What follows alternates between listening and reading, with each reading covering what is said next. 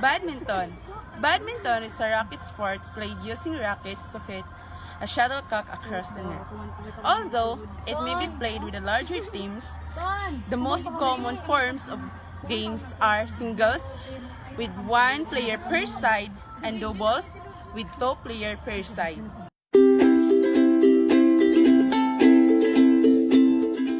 The history of badminton.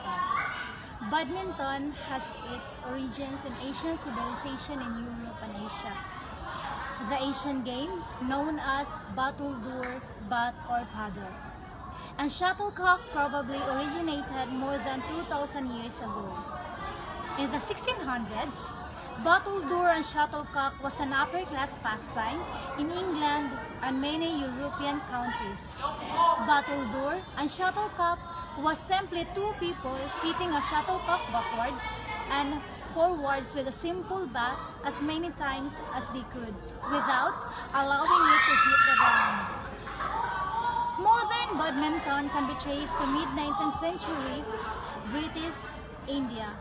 It was created by British military officers stationed there. A net was added to the traditional English game of battledore and shuttlecock, and it was popular in the British garrison town of Pune. The game came to be known as Pune or Pune. Initially, woolen balls were prepared by the upper classes in windy or wet conditions. But ultimately, shuttlecock look over the rule of a ball. This game was taken by retired officers who got back to England. It was introduced as a game for the guests for the Duke of Beaufort of his safety home, Badminton, in Gloucestershire, England, where it became popular. Hence, the origin of the name Badminton.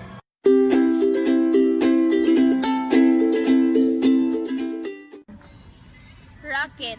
The badminton racket is one of the most important tools a player has in the game. Badminton rackets are much lighter most other sports rackets because they are made from materials such as carbon fiber or lighter materials such as aluminum. Parts of the racket include the bat, throat sharp and handled with a maximum length of 2.77 inches and a width of 9 inches. It strings that are stretched across the opening of the racket in a The badminton shuttlecock, also referred to as shuttle or birdie, acts similarly to a ball in other racket sports. However, the design of the birds creates more a drag as it is propelled through the air due to each feather shift. Net. A missed net divided the badminton court into the side. A badminton net is a place lower than a volleyball net as 5 feet and 1 inch high on the side and 5 feet high in the center. The length may vary depending on the player, double or single. A player with single reaching 17 feet and the double reaching 22 feet. The net 38 inches with a width at 3 inches white tape double over the top. Facilities. The badminton court should be 44 feet long by 22 feet width if a player double and 44 feet long by 17 feet width for the single.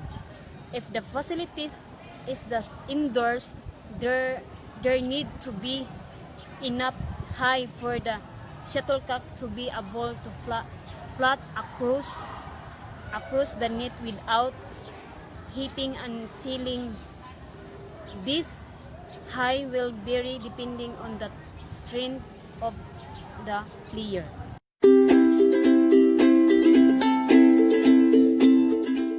Rules, regulation, and violation of the badminton.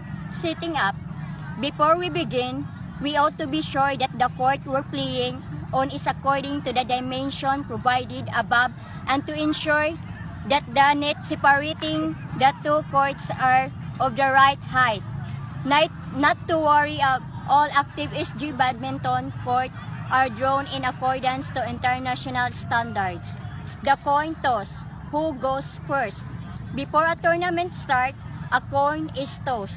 The winner of the coin toss will then get to choose either to serve or to receive first or the preferred side of the court.